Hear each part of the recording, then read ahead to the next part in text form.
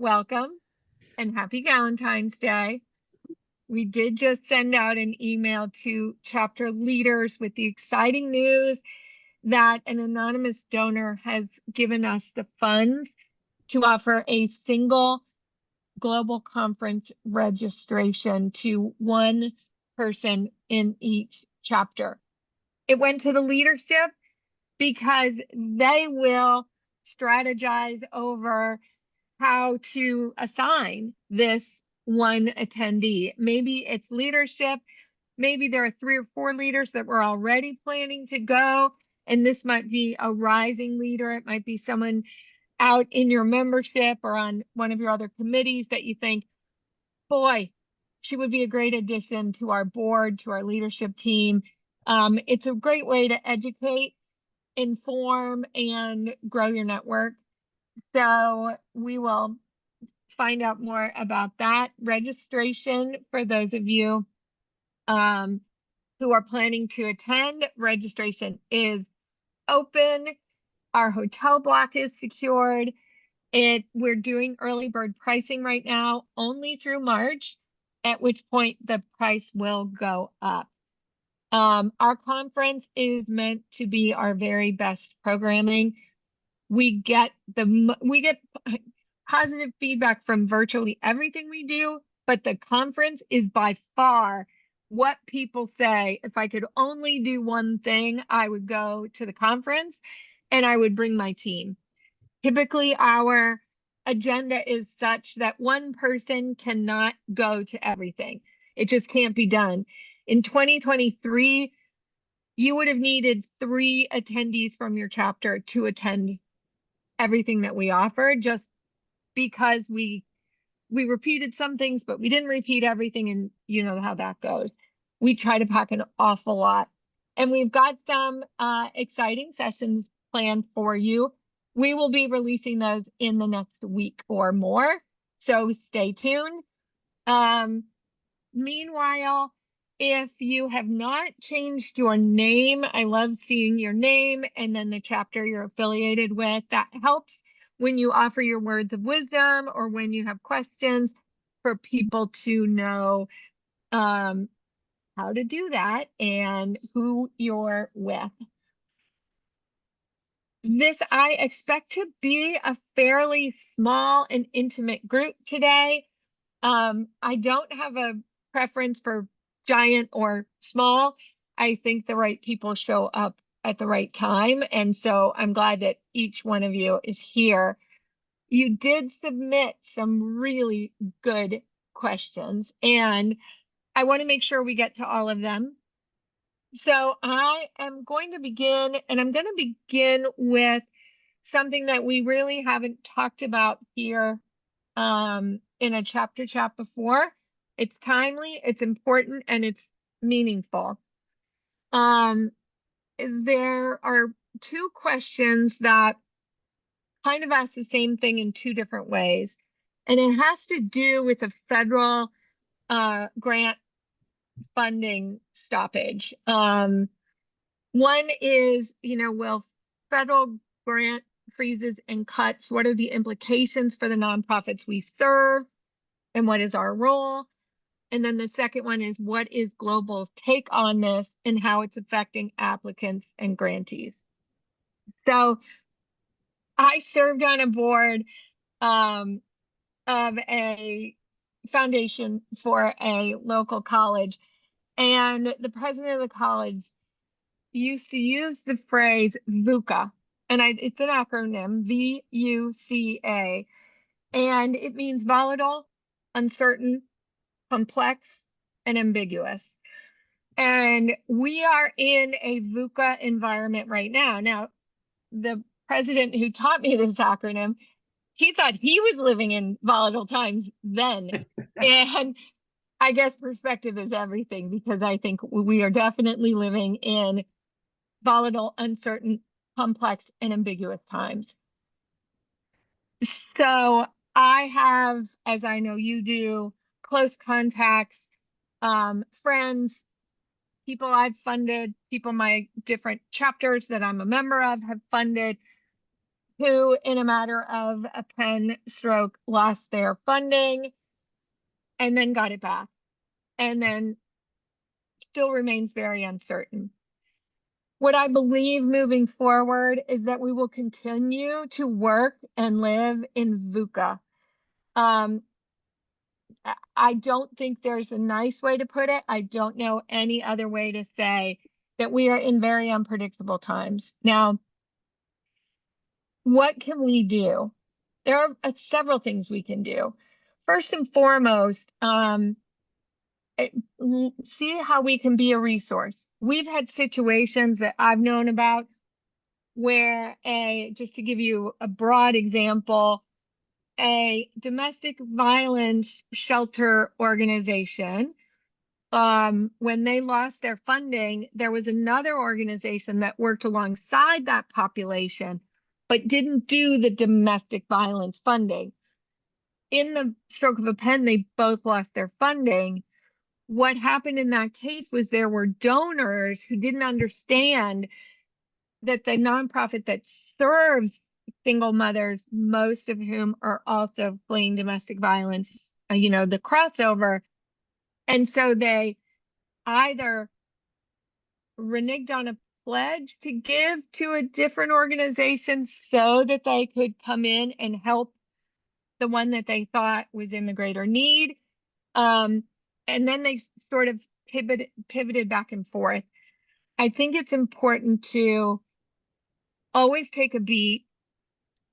If we watch the news and we get the alerts on every time something changes, I don't think that we will have the mental strength to be good leaders, good funders, and good partners. There is a difference. We can't keep our head in the sand and not know what's going on, but not every bit of news needs an immediate opinion. That being said, when it comes to that funding, you're going to be aware. If, for example, it was a 2024 grantee or a 2023 grantee, and they haven't spent all their money on the program that you approved, and now they want to repurpose those funds, that is going to be something that you'll make first at the leadership at the top of the house. Now, typically, what we would say is when the members vote for a grant, they understand exactly where that money is going to go. They understand it. That's what they are agreeing to. And what we typically say is that if the shift that they're asking for is not material, so you've funded a classroom, part of your funding very specifically were desks, they get a contribution in kind of a bunch of fancy desks. And they say, you know what we really need are the smart whiteboards for the classroom, or we really need some comfy couches along the edge. If it's still in the spirit of what your members voted for, what I would advise you to do and what most boards know to do is to approve that. They don't need to get a membership vote. It is in the spirit. And when you update your membership on that grantee or other grantees and how they're doing, you would mention, good news, ABC Agency, our 2024 grantee, received a gift in kind of desks, and therefore they used our funds to do this, which makes the event or the event space even better. So it allows us to go further. I also think in some cases when they get additional funding, it is because of the Impact 100 Good Housekeeping Seal of Approval. So when you would have made that grant, it sort of told people who are donor advised fund holders, small family foundations, corporate foundations, hey, this organization's got a lot of good going on. Maybe we should look at our funding or making an in-kind gift or something else. And so I think that that's critically important. I think as a chapter in your community, often you are among the largest grant makers, but we know very well that the impact of Impact 100 is that when our members learn about these nonprofits and they learn about the needs, if they are well resourced, they very well may make an additional donation from their own resources, or they'll introduce that nonprofit to other funders, other people and organizations who care about the solutions that that nonprofit is applying. And we always want to be a conduit so that good nonprofits get great funding.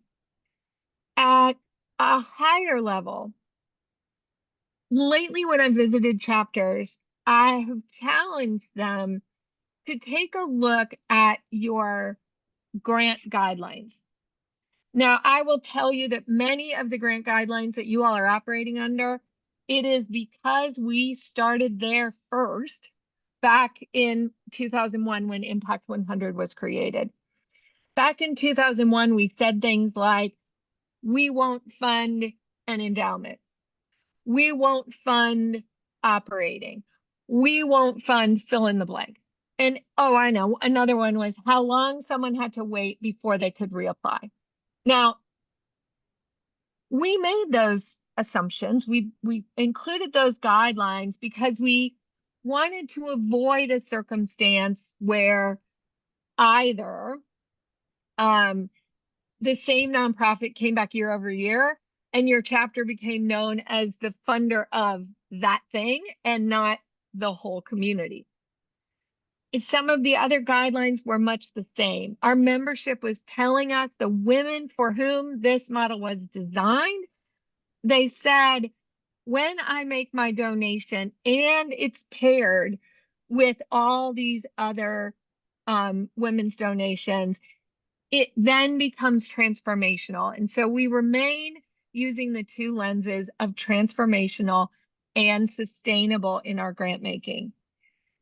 That being said, do I believe today that there would be an impact chapter that would say, oh, we want to give $100,000 to the endowment of an organization in this or that focus area?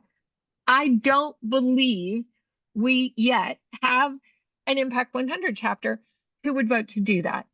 However, the more times we tell nonprofits no, not to apply, nope, you can't ask for this, and nope, you can't ask for that, they stop applying. And many of our chapters are in need of qualified applicants year after year.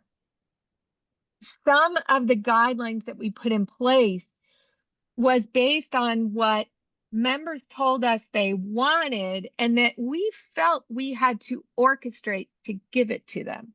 But the truth is, it is our members that sit in those focus area committees. It is our members who will compare and contrast applications within that subject area. And if one of them is a capital project, one of them is an extension of a program, one of them is, who knows what, they're going to weigh them against each other. They're going to weigh them against the current environment.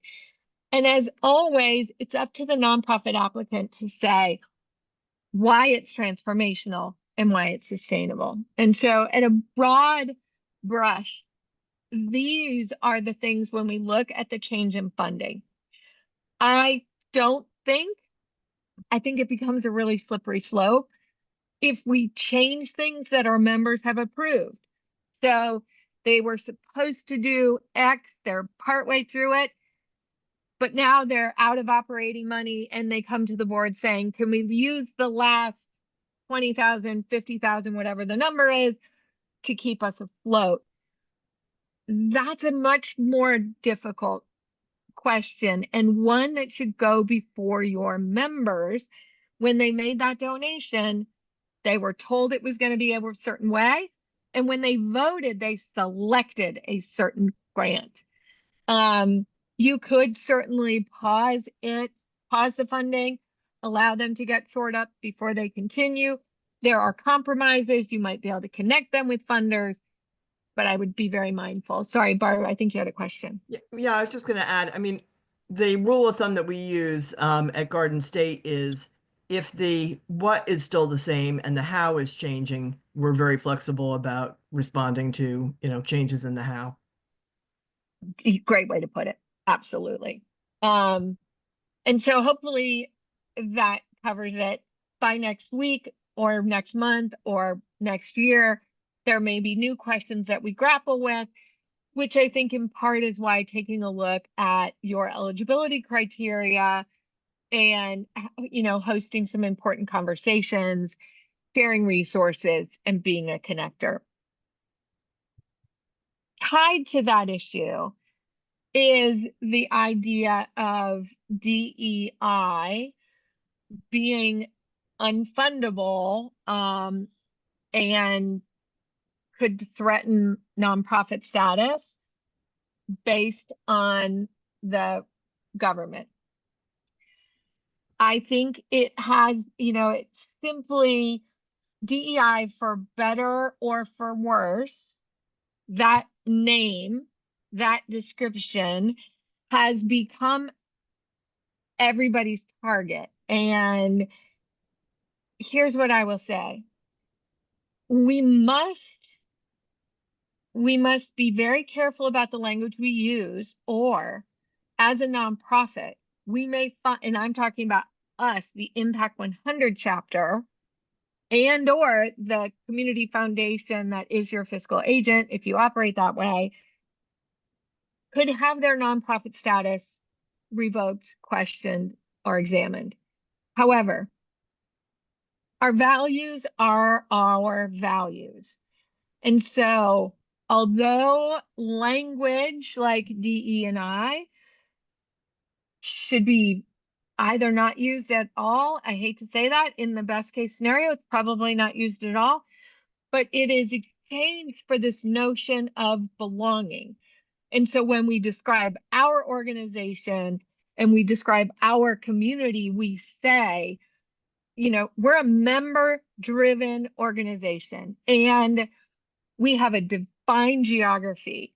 And within that defined geography, we want members from every neighborhood, every zip code, every demographic, every age group, etc. We want them to all feel like they belong.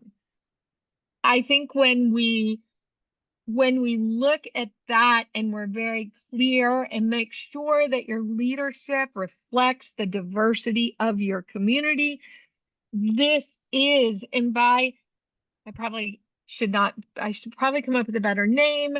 I'm sorry, just like you, I am still adjusting to it.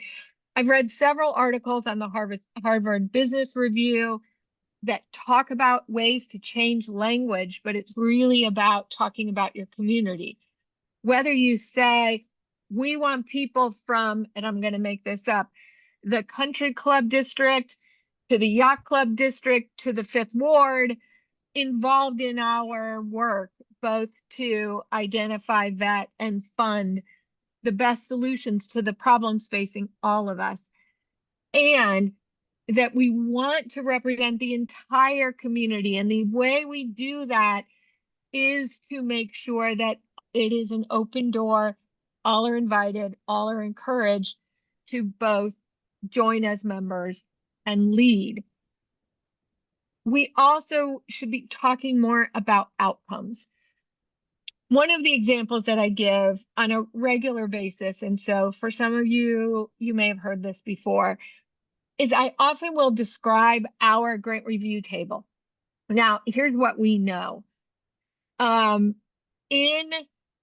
Impact 100 chapters, approximately 50% of the women who join have never made a donation of $1,000 or more prior to joining Impact.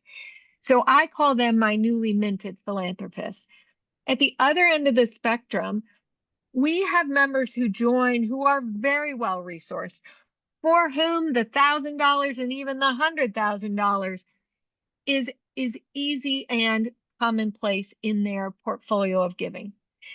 And when you imagine a grant review table with every piece of the spectrum, from our seasoned philanthropist with her view from the mountaintop, to our newly minted philanthropist who might know which community stakeholders should be involved, what bus line it needs to be on, and other details. When we review these applications, the merits, and we make decisions, every voice is equal. We democratize philanthropy, and better decisions are made because better information is presented.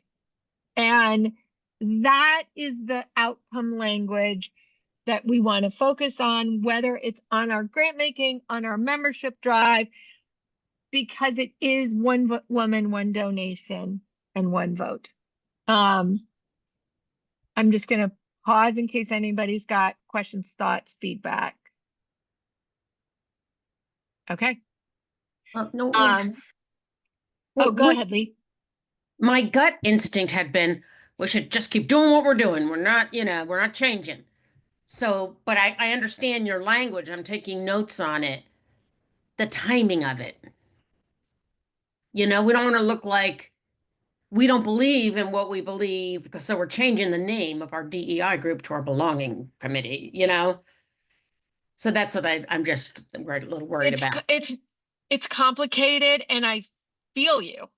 Believe me, I feel you.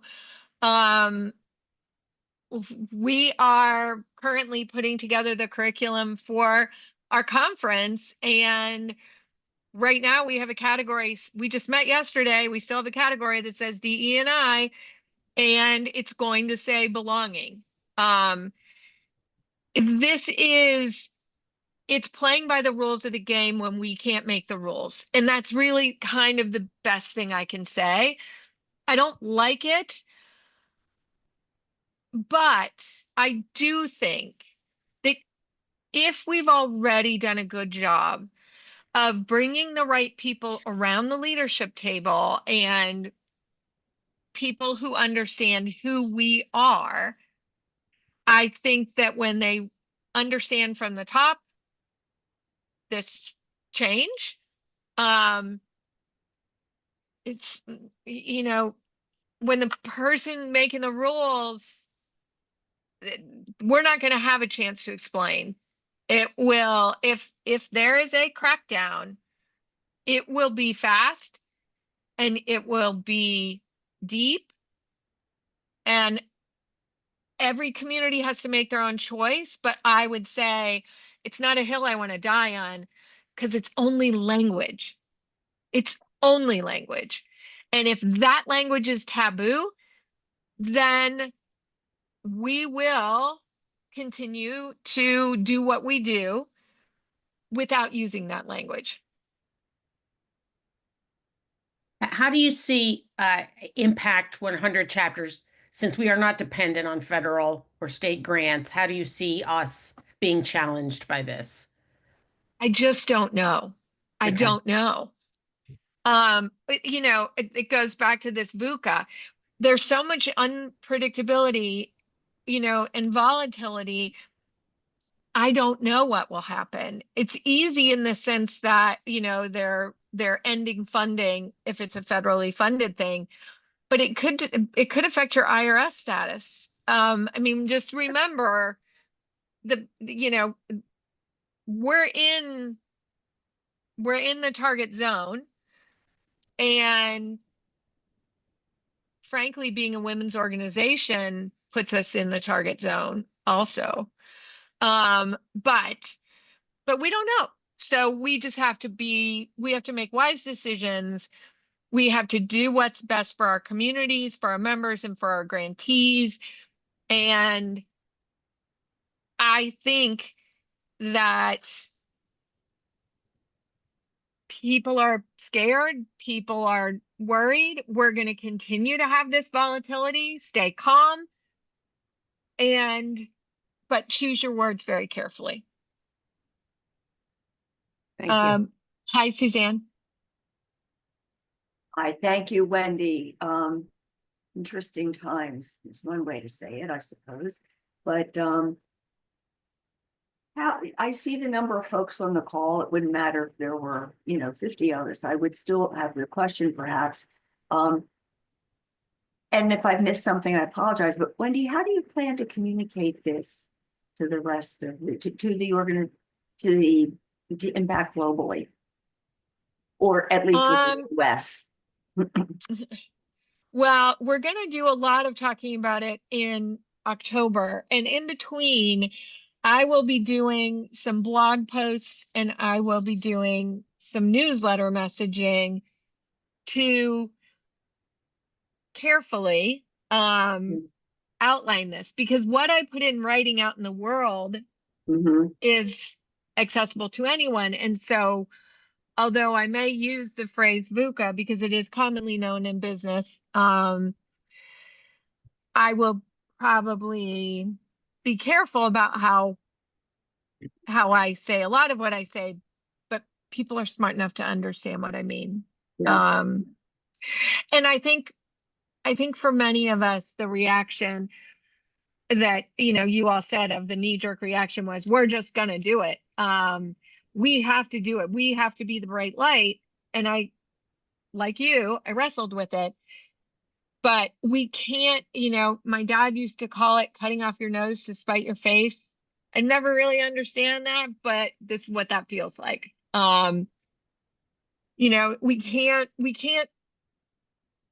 We've got to work within the parameters of the system that we are in. And in order for us to do the best, most good, it's what we need to do. But that's really good question. And you will be hearing more. Now, there were a lot of questions that didn't have to do with that, but I just wanted to cover that first. So I will pivot. We had questions about two different CRM systems. One person asked about Neon and where can we find a chapter that is successfully using Neon? Well, it turns out that Martin County loves Neon. They will be presenting at the conference on a panel, and I do see the person on. And so Martin County is going to be your best bet. Several years back, it was like 2020, 2021. We had 8 or 10 people from 8 or 10 different chapters, each using a different CRM system. And they came together and did this comparative analysis. And the top ones were Neon, MemberLeap, Donor Perfect. And I don't remember the fourth. And so the idea that Neon and MemberLeap are apparently very similar to each other.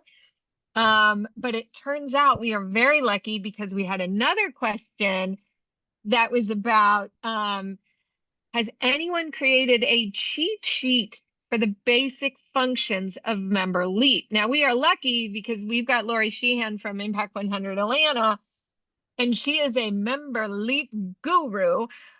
So if she doesn't have a cheat sheet, I am sure she will be able to be a great resource. We will have, again, at the conference, someone representing all of these. But in the meantime, sorry to put you on the spot, Lori, but do you have any wisdom to share? No, I mean, I think it's a great idea. And one of my goals is to connect some of the various chapters that are all using the same systems to share and have those repositories for, hey, guess what we found out? Guess what we figured out how to do this week? We have, yes, Susan, I know you have a cheat sheet mostly around the call for proposals module of MemberLeap, which is what some chapters are using instead of Submittable for grant applications. And that is super helpful. Susan, I would be happy to share that if that is, if that particular module is of use to your chapter. We can also, I can share some small Loom videos that I have done just to kind of capture when I'm doing something in MemberLeap, but I do think there is a need to share more broadly across the chapters and have sort of a central repository. So I am happy to take that as a suggestion and work on building something out. In the meantime, if you have any specific questions about Memberleap. I am happy to hop on a call with you, share a screen, and work through it with you. Excellent. Thank you, thank you, thank you. I don't think there's anyone from Martin County. I see that in the chat. Maureen Cotter, who's the president, and Sue Whittington, who's the incoming president, are people that I would recommend you touch base with. If you want us to do an introduction, we can do that for you. And just put it, put your information in the chat and we'll be happy to get you connected. Any other thoughts on CRM systems before we move on to another question? Wendy, I was just going to offer, we also use Memberleap, and we actually use Forms Builder within Memberleap to gather our applications. It's, I think, a lot simpler because we looked at call for proposal and we're just a little overwhelmed by it. But there's several ways to use Memberleap for applications. So I think we're on the fourth using it, so we could be an assistance too. Can I ask a follow-up question to that, Joni? So if you use form builders to gather the applications, are you also doing scoring within Memberleap in any way, or do you do that outside? It's not necessarily within Memberleap, but we do have a scoring rubric that I can show you. We have committee setups within Memberleap, so the application comes in. I don't know if I've already showed you that, but I can show you. And everything is stored in Memberleap. All of our members that are on grant review committees work within Memberleap to read the applications and then do their scoring, because there's surveys that you can set up in Memberleap, and that's how we set it up, is through surveys. And we actually vote using the surveys module for annual meeting. The ladies that are not able to come can vote ahead of time in Memberleap, and then they can vote at the meeting in Memberleap. So. Okay, great. I'm going to follow up with you. I'd love to see that. Yeah. Thank you. You bet. Excellent. Thank you. Thank you. Thank you. Okay, we had a couple of questions about grants and what the quarterly reporting looks like. Now, that is kind of a loaded question. So when we talk about grant stewardship and reporting, there are a couple things to bear in mind, and I'm sure the person who asked this question knows this and was just sort of cutting to the chase of what she wanted to know. But once your membership has voted to award a grant for a particular purpose to a certain nonprofit, your grant agreement that's written is going to be uniquely tailored to that nonprofit, that program, and that project. How it's funded, what they're tracking, how often they get in touch, all of those things, certainly at the starting blocks, are going to be very uniquely tied to that particular program. So if you go back to Cincinnati in our very first grant, we had 123 women and we awarded $123,000 to a dental clinic. Well, guess what? They needed to buy 5 new dental chairs. That's what we agreed to fund. And that was $125,000 or $130,000. So basically, when they received the invoice for the 5 chairs, which happened within about 48 hours, it felt like, maybe it was a couple of more days than that, they were saying, please write our check. Here's our proof. And then, which we did, they got it installed. And the communication after that was simple. How many volunteer dentists are you getting?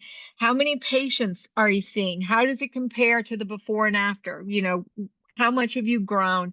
And then as time moves forward, continual updates. In other cases, it may be, so I know that we funded an Airstream to be remodeled to be a mobile food bank. And the grant was over 100,000. Well, the first thing they had to do is they had to find an Airstream that was in good enough shape that could be retrofitted to do what they want to do. That took a while. And then when they found it, they had to buy it, and then they had to pay to have the experts go in and, retrofit it to be exactly what this nonprofit needed. And it took over a year to get from the approval to the mobile on the road. And sometimes they're even longer than that if it's a capital project or it's things that have to be back ordered. And so make sure that you're really looking at what everyone is agreeing to doing and how we can make sure that our money is going for the purpose intended. Beyond that, there are chapters who incorporate, and so I'm going to say beyond the normal, what you would expect. Like, you want to know the impact of your gift. You want to know how the world is made better by the grant that you've extended. And so whatever the measurement is, whatever the outcome is perhaps unique to that grant agreement and that particular gift.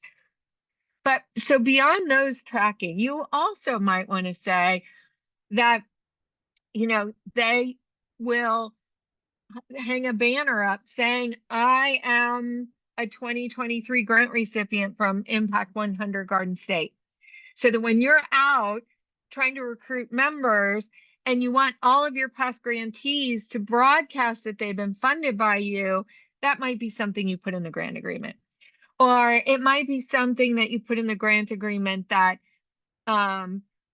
when they're interviewed by the media, that they mention that this grant, about this program or project, that they mention that it was funded by an Impact 100 grant. Very simple, but you might ask them to do that.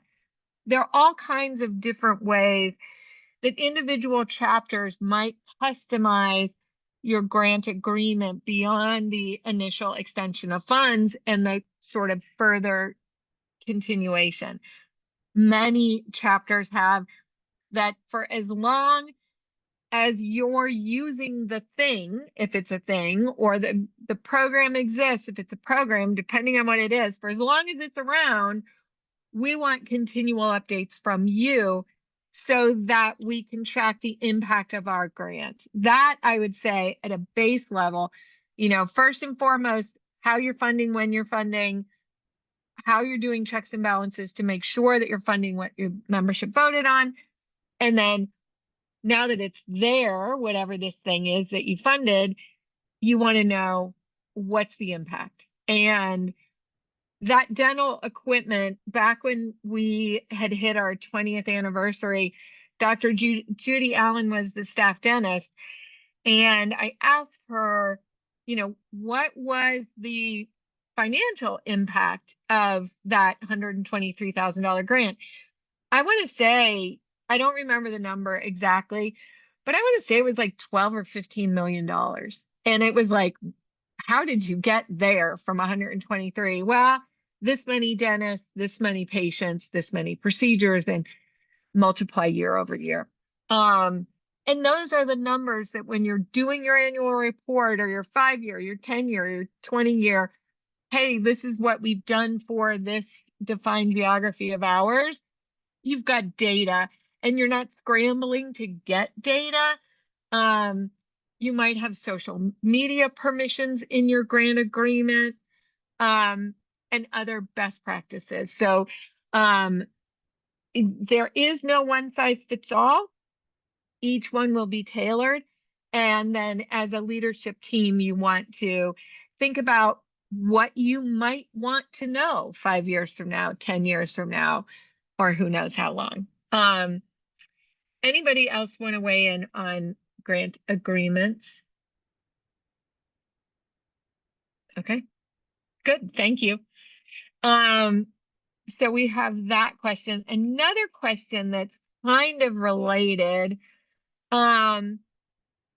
is, and I'm looking for it in my notes here, is what are the good elements of keeping corporate sponsors, having them renew, so that any of your sponsors or corporate donors would stick around.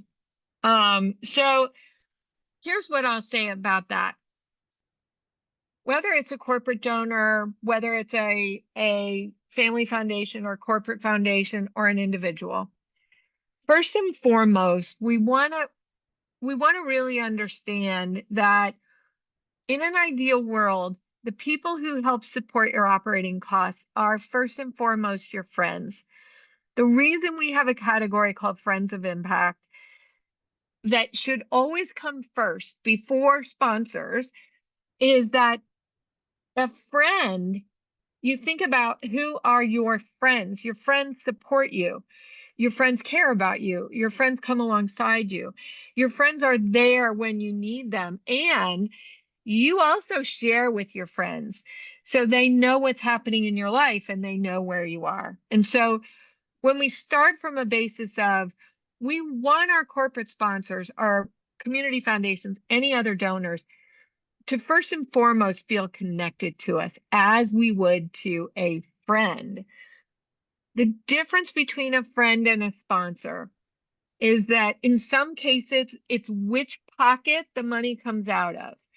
So if you're a friend, it might come from the foundation side.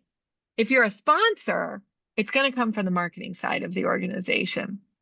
And a sponsorship by definition is an exchange of value. So I'm going to give you X dollars, and in exchange, you're going to give me Y visibility. So you're going to let my name be on your website, or at the annual awards celebration, I'm going to have the microphone for 2 minutes, or you'll host a meet and greet in their retail store. So when it comes to donor sponsors, it is an exchange of value, and you want to be very careful how you give those visibilities away and what the reflection might be in the community. In other words, let's hypothetically say there's somebody who's very close to the organization, whether she's on your board or used to be on your board, and she owns an organization and she wants to be a sponsor. Well, she has this great retail store. Everybody loves it. Everybody loves her. She wants to sponsor, and she wants to be able to put something in at everybody's place at your annual award celebration, or she wants a gift or a coupon or a table set up at your big reveal or whatever it might be. You want to be thinking about the unintended consequences. Does featuring one store or one woman's business suddenly feel exclusive? And so you want to make sure that what you're negotiating stays true to who you are as an organization, and that you're not kind of mixing things up. Lori, I'm gonna call on you again, because even though you're not a practicing attorney in the moment, I know that you always have really good wisdom about that. Right. And the other thing I would just say, in addition to sort of like perception, whether you're favoring someone, over someone else, just legally with sponsorships, although it is an exchange of value, it's really supposed to be limited to acknowledgement of their sponsorship, acknowledgement, recognition, but you cannot start to advertise for that sponsor.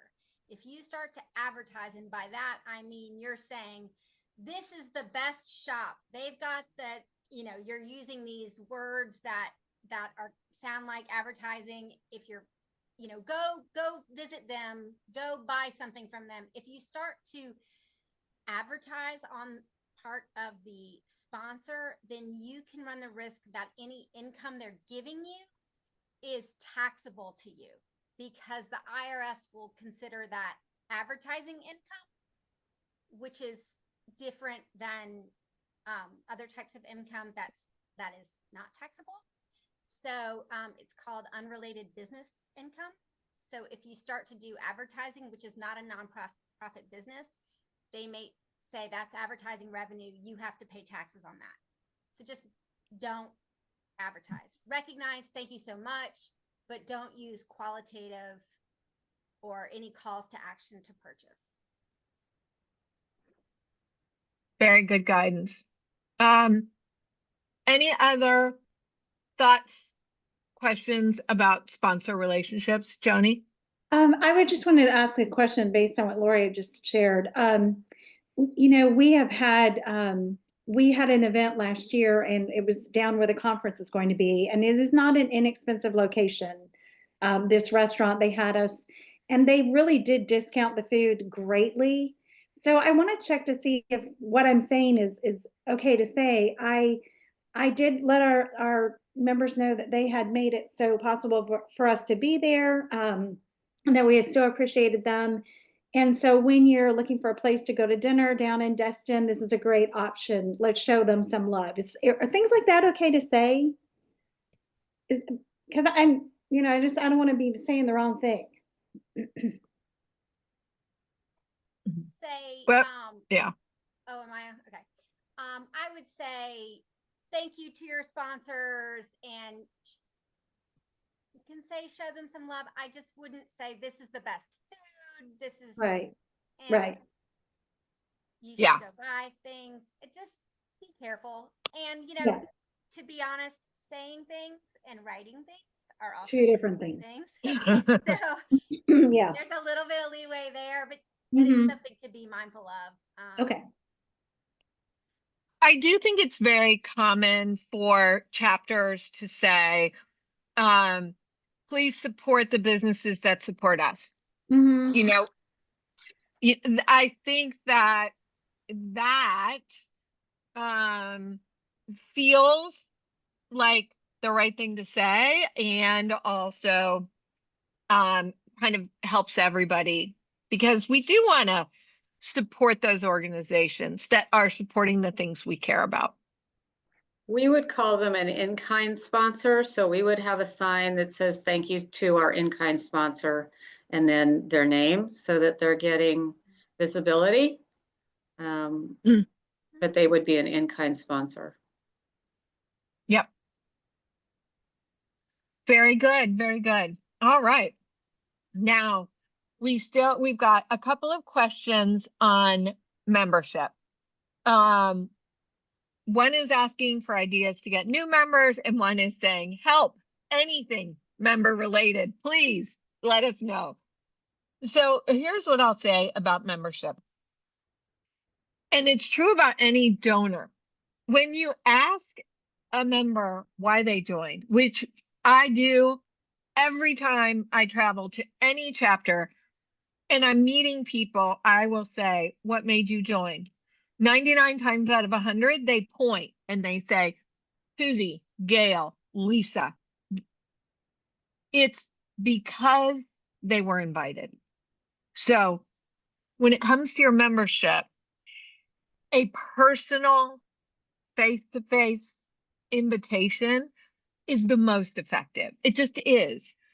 We've had countless stories where, the founding president of a chapter lives in a neighborhood, and some friend who is there but tangentially close but not totally close never got a eyes to, will you join?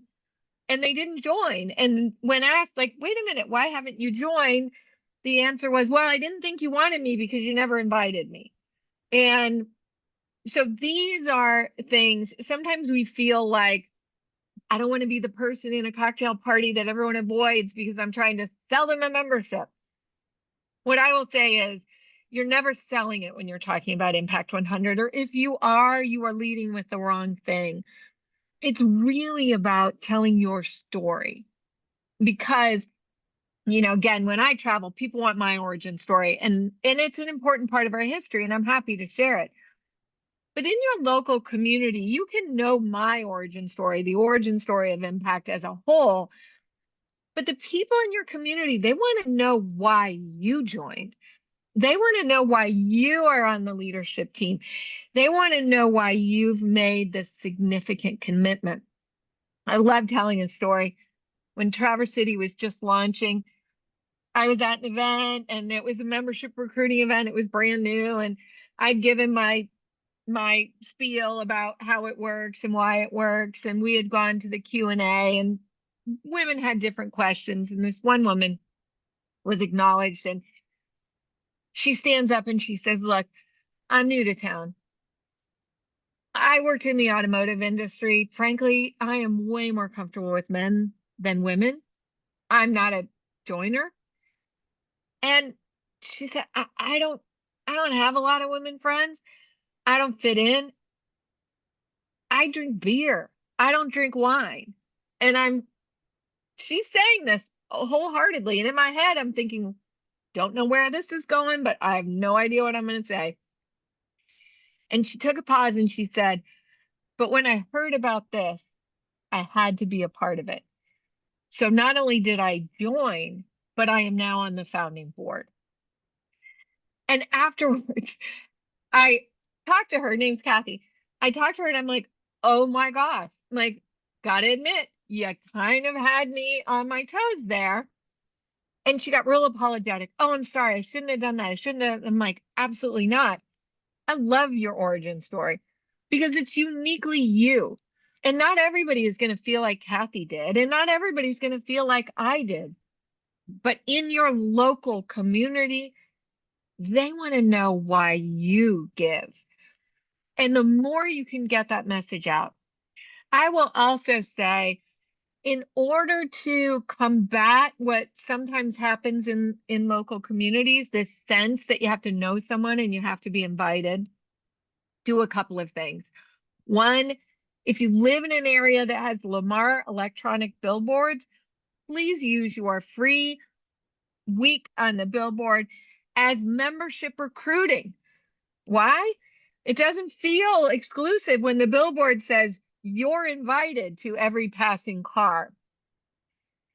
If you don't have that, or if that's not enough, write a letter to the editor, to your local paper, whether it's digital or printed, that tells your story and why you're a member and why you want every single woman reading this to join and every man in organization to support us as friends, because only together can we make the change that was needed in this community. So make statements that are broad, speak in front of as many groups where women gather anyway. Notice I didn't say exclusively women. Rotary, Kiwanis, Junior League, Elks Club, Zonta, where women and others are gathering anyway, speak. Women's affinity group, lawyers, book clubs, wine clubs, dinner clubs, neighborhood clubs, PTA, whatever it is. When you tell the story, you can either tell your story 500 times to 500 individual people, or you can tell your story when women are gathered together, whether they're gathered together in 3 or 4, or they're gathered together in the hundreds, being able to tell your story. Interestingly, Sarasota Impact 100 SRQ, they are at their farmers market. I'm pretty sure every weekend they have a table at the farmers market. So whether you're new to town or you've lived there forever, when you go down on Saturday morning to get your fresh, yummy produce and cut flowers, you're going to see Impact 100 SRQ there. Interestingly, I've had friends who live all kinds of other places who go to Sarasota area for spring break or to visit parents or whatever they do. And they're like, I saw Impact 100. At first I was like, at the farmer's market? Go where people are gathering anyway. Rain or shine, be there, invite them, tell them your story. And the other thing I'll say about membership, and then I have to let y'all go, is all the effort that you spend on membership recruitment, membership retention, all of those things. Make sure that all the effort you put toward membership is also on nonprofit outreach and getting people to join. So if you're asking someone to join and they either have already joined or they can't join or whatever the answer is, say, and please, will you spread the word to local nonprofits? We only exist if you're lucky enough, and I'll use Pensacola, 1,200 members, give away $1.2 million in a single day. You jolly well better have really strong grant applications. Because if you're not presenting finalists for them to select where that 1.2, those 12 grants are going to go, you're going to lose your members. So it's, we think because we start with members in the calendar that that's where we have to spend our time and that the nonprofits will come. Truthfully, it's not how it works. We need to be recruiting both, and we need to be recruiting both all the time. So I will pause there. If anybody has questions, comments, feedback. I would say that we work as hard on getting nonprofits as we do members. We do this by having our nonprofit liaison create lists for us of every political person within our region, which is huge, because they all have newsletters and they all want to look good. So they want to talk about $100,000 grants. So we supply them with a flyer with links to our grant training and our grant applications. And of course, we have Kim Tucker, who has 5,000 people on her list. But and then we share the flyer with all of our members and ask them to share it. But we work really hard. We had 143 applications last year. Nice work. Good. Thanks, Evelyn. We are a little bit past our time, but we've covered a lot of ground today. Any last questions, comments, anything before I let y'all get on with your afternoon? Thank you. This was great. Wendy, Thank you. Wendy, I just Suzanne? want to thank you for your courage in stepping up with the comments around DEI, because this is a difficult dance, and I applaud you for that. Thank you. Thanks. I appreciate that. It's what we do, and we have to find a way to do it that doesn't get us in trouble. Yep. Excellent. Thank you, ladies. Take good care, and hopefully we'll see you next month.